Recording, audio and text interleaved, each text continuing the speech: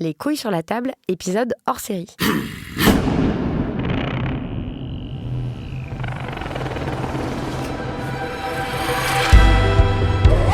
Salut, c'est Victoire Tuaillon. Avec mes invités, nous avons souvent abordé l'importance de l'éducation sexuelle, notamment de l'éducation au consentement, au désir et à la connaissance du corps.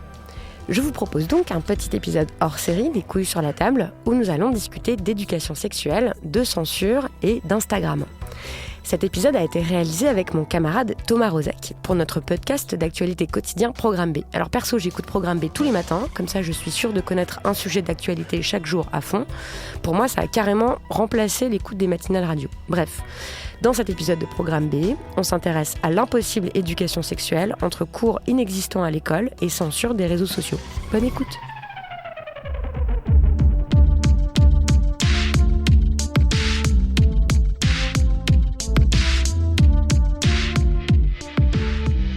Salut, c'est Thomas Rozek. Depuis quelques mois, mon fil de publication sur Instagram a changé. J'ai croisé la route de plus en plus de comptes mis en valeur par des amis traitant d'éducation sexuelle à différents degrés. Ils s'appellent Tajoui, Gang du Clito, Jouissance Club, La Prédiction, Le Cul Nu. Ils sont tenus par des femmes, essentiellement. Elles y font œuvre à la fois de pédagogie, de réflexion sur des questions essentielles comme le désir, le consentement, la connaissance de nos corps et de ceux de nos partenaires. Si ces comptes se multiplient, c'est sans doute parce qu'il y a un manque à combler, un manque d'information, d'apprentissage des différentes facettes de la sexualité. Pourtant, cet enseignement doit théoriquement faire partie du cursus de tous les élèves français, mais il reste dispensé de manière totalement disparate, d'où sans doute l'appétence grandissante des ados et des jeunes adultes pour les comptes que je citais à l'instant qui fédèrent des centaines de milliers d'abonnés. Le problème, c'est que les plateformes comme Instagram et les géants du net en général ont quelques petits réflexes pudibonds et ont tendance à sucrer les publications proposées à leur goût. Dès lors, que faire ? Comment s'informer lorsqu'on est coincé entre un enseignement secondaire qui traite le sujet à la marge et des plateformes numériques un peu coincées sur les bords ? L'éducation sexuelle est-elle vouée à rester un vœu pieux et une douce utopie ? Ce sera notre épisode du jour. Bienvenue dans Programme B.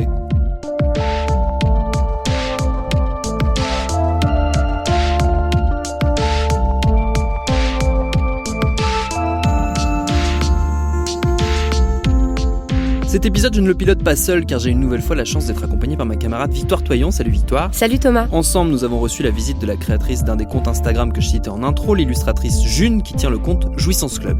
Son compte, c'est un mélange de dessins et de textes où il est question de plaisir, de consentement, de désir et d'anatomie. On a commencé par lui demander comment était née l'idée de ce compte Jouissance Club. Il a été créé un jour complètement par hasard où je parlais à mon copain d'une zone dans mon vagin que j'aurais aimé qu'il atteigne. Et comme j'arrivais pas à lui expliquer, il comprenait rien, j'ai fait un dessin et je me suis dit, meilleure idée de ma vie, je vais essayer de récolter le plus de positions, de techniques possibles maintenant pour le mettre. C'était une évidence de mettre sur Instagram. Est-ce que vous avez eu l'impression de répondre à un besoin de la part du public d'infos, justement, de contenu un peu précis, un peu peut-être innovant aussi dans la manière de le présenter sur toutes ces thématiques ? Oui, moi je le ressentais ce besoin en tout cas chez moi. Ouais. Parce que j'ai trouvé tout au long de ma vie que le manque de créativité au lit faisait cruellement défaut. Et oui, du coup, je l'ai fait d'abord pour moi. Ouais. J'avais envie de créer un mode d'emploi pour que les mecs puissent me doiter. Voilà, je le dis. Vous trouviez qu'il y avait un manque d'éducation sexuelle, y compris pour les adultes ? Ah oui, mais complètement. Moi, j'ai appris l'année dernière à quoi ressemblait le clitoris, donc j'ai 35 ans, pour info. Donc, et ça vous intéressait en plus ? Mais bien sûr, bien sûr. On n'a pas été informés, surtout sur le sexe féminin. Voilà, aujourd'hui, on en parle un petit peu plus, mais il y a un gros manque d'informations. Vous ne savez pas tout le nombre de questions que je reçois par jour, des personnes qui ne savent pas ce que c'est qu'un clitoris, qui ne savent pas faire la distinction entre orgasme et jouissance, qui ne savent pas ce que c'est que plein de choses. Quelles sont les questions qu'on vous pose le plus souvent ? Comment atteindre le point G ? Alors ça me fait bien rire parce que c'est très vintage comme question. C'est très vintage comme question, mais c'est des jeunes qui la posent. Du coup, je leur dis que le point G, c'est un concept qui est. J'aime bien appeler cette zone-là la zone rugueuse parce que pour moi, c'est pas le point G, c'est pas un point, c'est pas un bouton, c'est une zone qui est derrière le clitoris et qui peut faire du bien. En frottement, par pénétration, avec les doigts ou avec un sexe. Donc ça, voilà, c'est la question qu'on me pose assez fréquemment. Ce qui revient énormément, c'est est-ce que je suis normale ? Ouais. Normale. ou pour les garçons ou pour les filles, on se demande tous si on est normal parce qu'on est habitué à regarder du porno. Et du coup, je crois que les gens sont en stress permanent de se dire « Ah, ma vulve est pas normale, ah, mon sexe bande pas assez fort, ah, enfin... » Et du coup, ils viennent me demander des réponses et je leur réponds « Mais oui, t'es normal, tout va bien. » Il y a un besoin de se réassurer du coup beaucoup de la part du public. Oui, parce qu'il y a un culte de la performance qui est omniprésent aujourd'hui. Il faut le déconstruire. Et de l'hétéronormativité. La pornographie, c'est de la fiction, c'est extraordinaire. C'est des choses qu'on vivra probablement jamais parce que c'est de la fiction. C'est comme regarder un film X-Men. C'est des choses qui... Voilà, donc il faut arrêter de se comparer à ces acteurs-là. C'est important. Et du coup, essayer d'éduquer autrement, de montrer du sexe autrement. Pourtant, on dirait que la source d'information principale pour les jeunes, les plus jeunes notamment, c'est la pornographie. Mm-hmm. Et donc des comptes d'éducation sexuelle qui commencent à se créer comme le vôtre sur Instagram. Et pourtant, ces comptes-là sont censurés et sont fréquemment interdits. Oui, parce qu'on parle crûment, faut le dire. Moi, j'emploie des termes très précis sur la sexualité, et oui, ça peut faire peur. Mais en fait, je pense que ces gens qui signalent nos comptes n'ont pas non plus envie de pornographie sur Instagram et signalent tous les comptes qui parlent probablement de cul. Je sais pas. Oui, parce que c'est pas les plateformes elles-mêmes. Ouais, comment ça se passe en fait.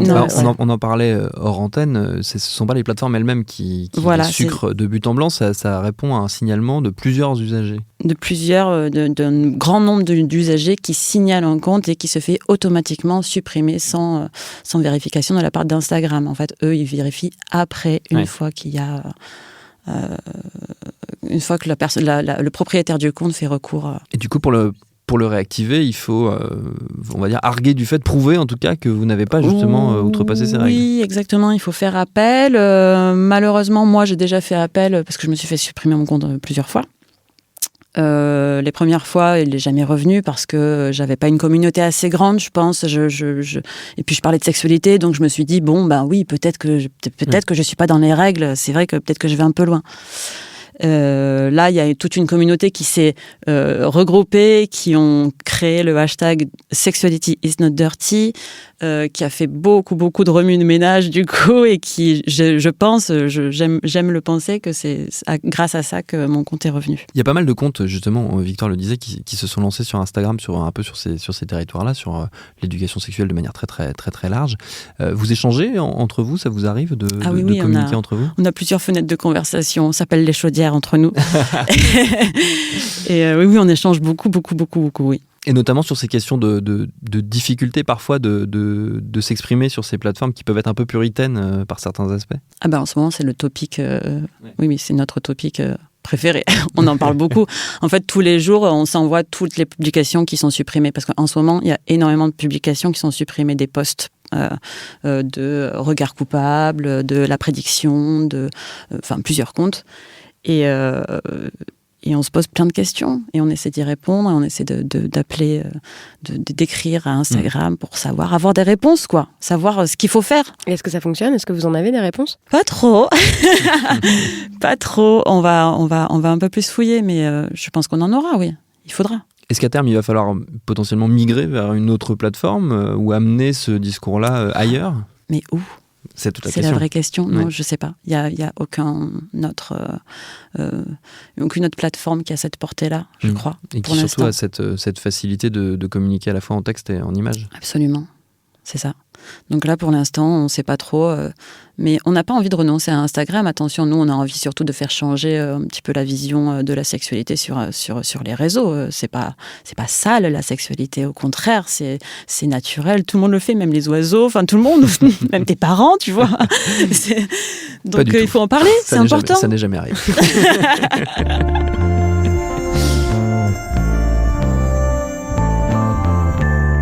Pour aller plus loin et surtout éviter d'aborder la vie intime de mes parents, nous avions envie d'entendre quelqu'un qui pratique l'éducation à la sexualité au quotidien. Et nous avons tout de suite pensé à Dr Capote. Ça fait 20 ans que ce militant associatif anime des séances de prévention et d'éducation sexuelle dans le secondaire. Il est par ailleurs chroniqueur dans le magazine Cosette et ses textes viennent d'être réunis dans un livre, Génération Q, paru aux éditions La Ville Brûle. Avec lui, nous avions envie d'ouvrir le vaste sujet de la difficulté de parler de sexe dans les salles de classe. Alors, il faut savoir que c'est obligatoire. Depuis 2001, la loi prévoit des séances régulières tout au long de la scolarité, 3 séances par niveau, par an. Mais dans la réalité, elle est assez mal appliquée. Par exemple, une enquête menée en 2015 auprès de 3000 établissements scolaires montre que 1/4 des écoles, 4% des collèges et 11,3% des lycées déclarent n'avoir mis en place aucune action ou séance d'éducation sexuelle. C'est une enquête du Haut Conseil à l'égalité entre les femmes et les hommes. Et avec Dr Capote, on a voulu savoir justement à quoi ça ressemble aujourd'hui un cours d'éducation sexuelle. Ça dépend par qui il est fait. En général, on fait appel à des associations extérieures. Donc, en province, c'est beaucoup le planning familial. Bon, planning familial, c'est souvent collège. Et puis, moi, je bosse pour une asso qui nous envoie plutôt dans les lycées et CFA, donc chez les 15-18.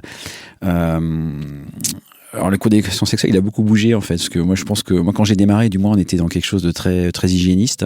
La capote, quoi. C'était l'urgence du sida. Et du coup, c'était protection, infection sexuellement transmissible, contraception, avec des messages, effectivement, de protection, qui étaient, je pense, hyper anxiogènes, quand même. Il y avait leur raison, parce qu'on était dans l'urgence du sida. Mais c'est vrai que, petit à petit, on a un petit peu changé la donne. Et c'est vrai qu'en travaillant plus sur la construction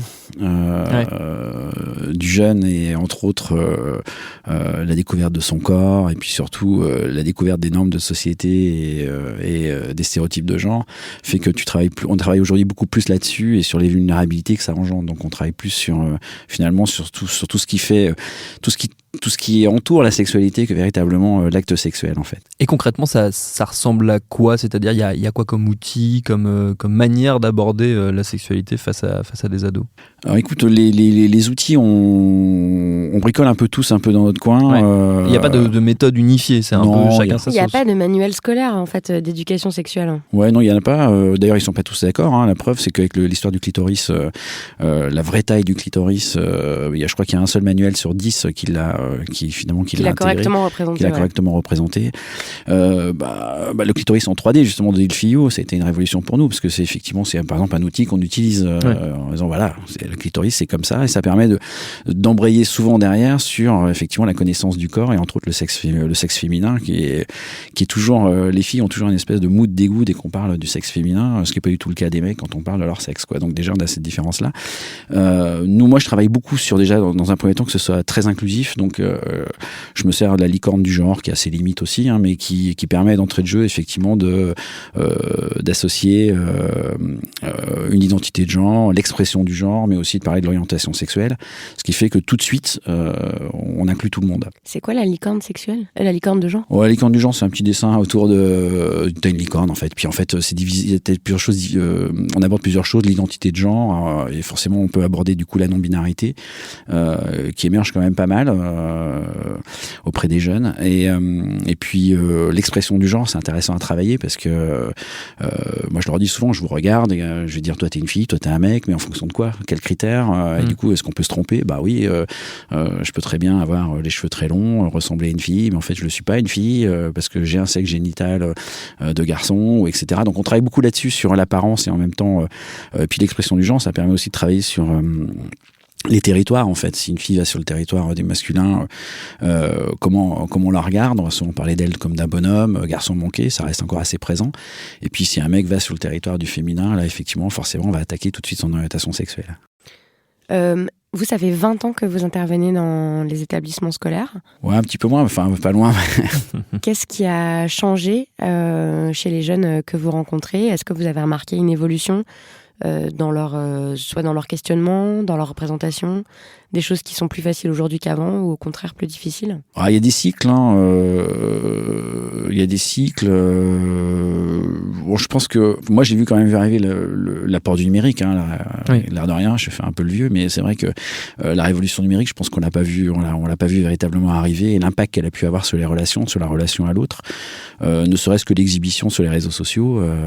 Quand je parle d'exhibition, parce que moi je fais une grosse différence entre ce que peuvent proposer les adultes sur les réseaux sociaux et puis l'impact que ça peut avoir et comment on gère effectivement son image avec les ados qui sont souvent des fois débordés par ce qu'ils peuvent mettre en ligne. Et, quand vous dites ce que proposent les adultes, c'est-à-dire l'accès facilité, on va dire, à du porno notamment. Oui, pas que ça. En même temps, parce que je regardais l'autre jour des Instagrammeuses, dites influenceuses, qui ont des tas de photos où elles sont en maillot de bain toute l'année, hiver comme été. Oui, la sexualisation du corps accrue, on va dire. Ouais. Donc qui ont le droit de gérer leur corps comme elles ont envie, bien évidemment. Hein, mais en tant qu'adulte, j'ai pas le même regard qu'en tant qu'ado sur ce type de site. Forcément, il y aura une injonction à un type de beauté, un type de corps qui peut me poser problème, qui peut me mettre la pression, quoi. Mais est-ce que vous les trouvez mieux informés ou moins bien informés qu'il y a 20 ans ? Je pense qu'ils sont pas mal informés. Après, il faut faire le tri, quoi. Forcément, Internet, c'est une source d'information fantastique, mais après, c'est comment on fait le tri. En journalisme, vous avez le même problème, hein, c'est autour des fake news. Forcément, nous, là-dessus aussi, c'est comment on dégoupille les choses, les informations qui circulent. Il y a une problématique qui revient souvent quand on aborde ces questions-là, notamment vu sous l'angle du numérique, c'est qu'on a l'impression que justement, ce public-là, le public plus jeune, est on va dire est partagé entre une grosse connaissance de pratiques très très adultes pour le coup, qui vont jusqu'aux pratiques les plus extrêmes de la sexualité, vu l'accès hyper facile qu'on a à la pornographie grâce à Internet, et en même temps une grosse méconnaissance à la fois de leur corps, mais aussi des notions de désir, de consentement et de choses assez basiques finalement, et que ces deux trucs-là rentrent en collision. Ouais, c'est le grand écart. Moi, je trouve que c'est vraiment ça, c'est le grand écart pour eux. Beaucoup plus que pour ce que j'ai pu vivre, moi, à mon adolescence, je pense. Parce qu'effectivement, je pense qu'il y a toujours un apprentissage du corps et de son corps qui existe toujours.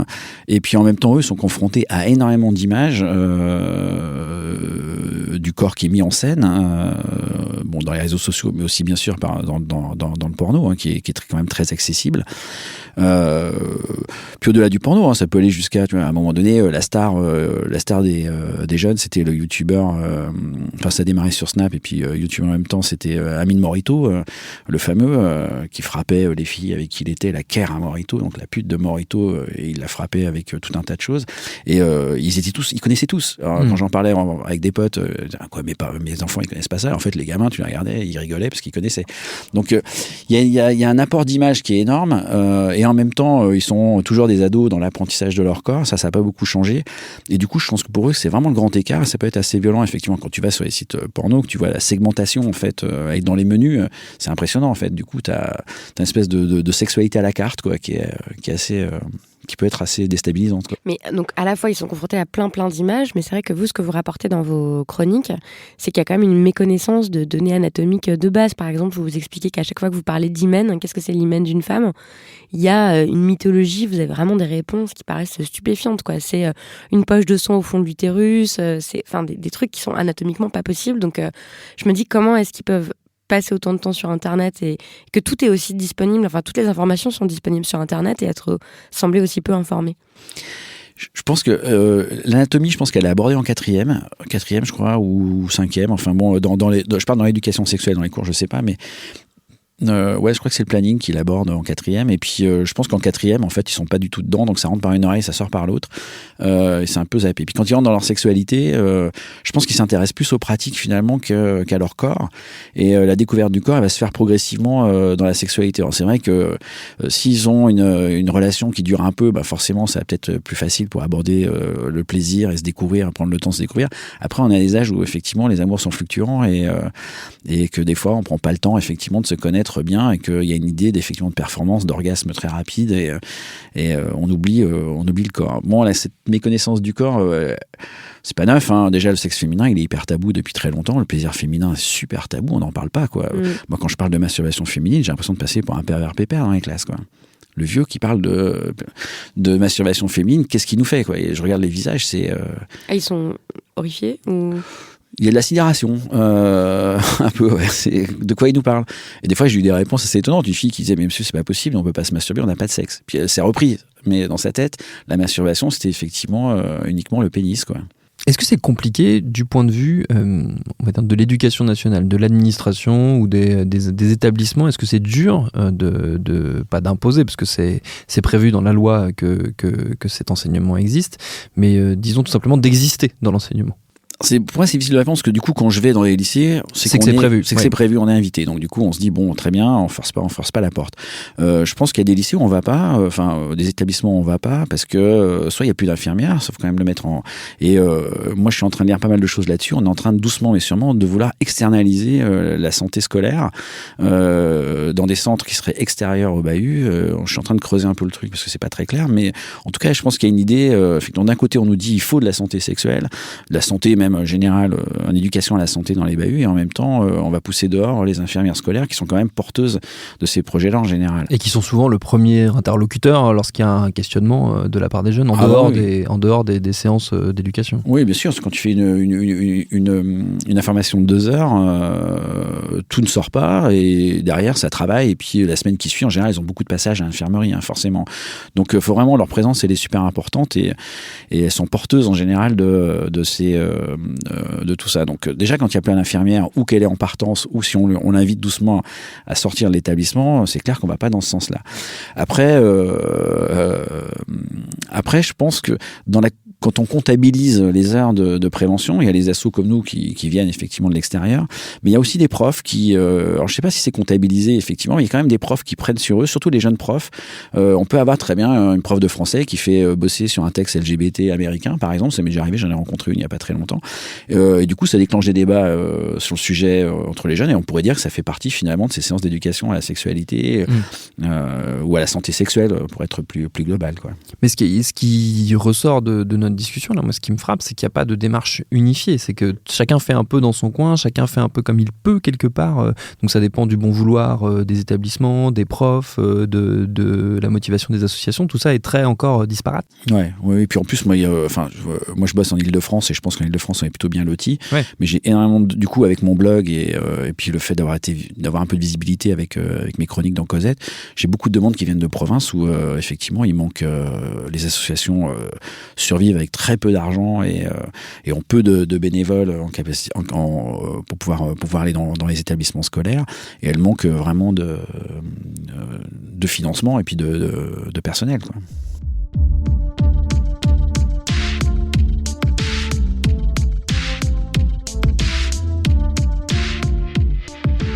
Si vous souhaitez pousser plus loin la réflexion et vous documenter aussi, on vous invite donc à lire le bouquin de Dr Capote, Génération Q. C'est dispo, on l'a dit, aux éditions La Ville Brûle. Et puis allez faire un tour sur Instagram, vous aurez compris que là aussi, il y a plein de choses à apprendre. Merci à June et Dr Capote pour leurs réponses, à ma camarade Victoire Toyon pour son aide et ses questions. Programme B, c'est un podcast de Binge Audio préparé par Lauren Bess, réalisé par Vincent Hiver. Abonnez-vous sur votre appli de podcast préféré pour ne manquer aucun de nos épisodes. Facebook, Twitter et consorts pour nous interpeller. Programme B @binge.audio pour nous écrire. Et à demain pour un nouvel épisode.